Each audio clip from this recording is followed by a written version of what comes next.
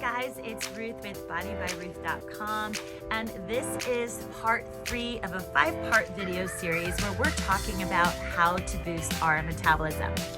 As a recap, video 1, we talked about some of the factors to consider when it comes to our metabolism, namely our age, our weight, how much muscle we have, and how active we are. We also talked about in video 2 the importance of adding protein into our diet and trying to consume a little bit of protein at every meal. Today we're going to be talking about a factor that really disrupts our metabolic burn, and that is stress.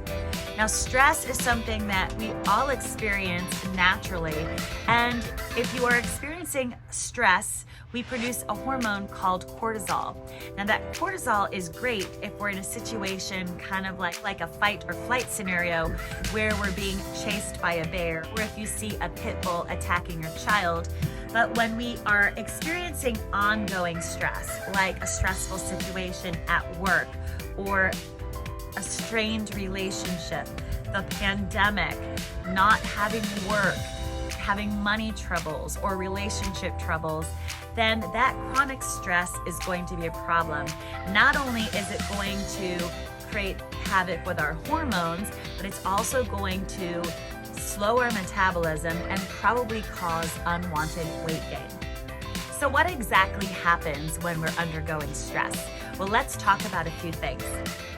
Number 1, as soon as we experience stress, our bodies automatically stop burning as many calories. In a recent study at Ohio State, 100 women were given a high-fat, high-calorie meal. And the women that were undergoing stressful situations burned about 100 calories less than their counterparts who weren't experiencing stress. Plus, the stressed out women had higher levels of insulin, which also exacerbates fat storage. The second thing that happens when we experience chronic stress is we might start to experience cravings for high-fat, high-sugar foods. Not only are those going to make us tired and fatigued and lethargic, but it's also going to create potential health problems in other areas of our life. Number 3 is when we're stressed out, we often are participating in emotional eating. You know, you sit on the couch with that bowl of ice cream, or trying to eat our sorrows away, or maybe you drink too much wine. All of those things are setting us up for poor health and bad habits that are just going to add extra weight gain. Plus, a lot of studies have shown that when you are eating high-fat, high-calorie processed food, you actually crave more of the bad stuff, whereas people that are eating healthier options are satisfied when they're done. So what can we do about the stress that we experience? Because we're all experiencing it. The second thing that you should be doing is make time for exercise. Exercise is not only going to boost your metabolism, but it's going to also help you with that stress. It's going to help get rid of anxiety and depression. Better yet, exercise outside where you can be in nature and hear the birds and feel this warmth of the sun and really take advantage of using all your senses. Tip number 3 is to focus on gratitude.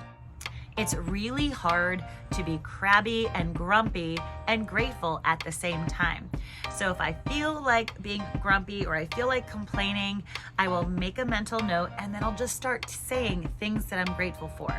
You can for sure say the traditional, I'm grateful for my family and my friends and my faith and my job and food, the roof over your head, but how about that first sip of coffee in the morning, or your warm bed, or air conditioning, or a fan, or the birds that you hear in the backyard? Like, so many things bring me joy that it's really great to be able to focus on those, because what you focus on, you feel.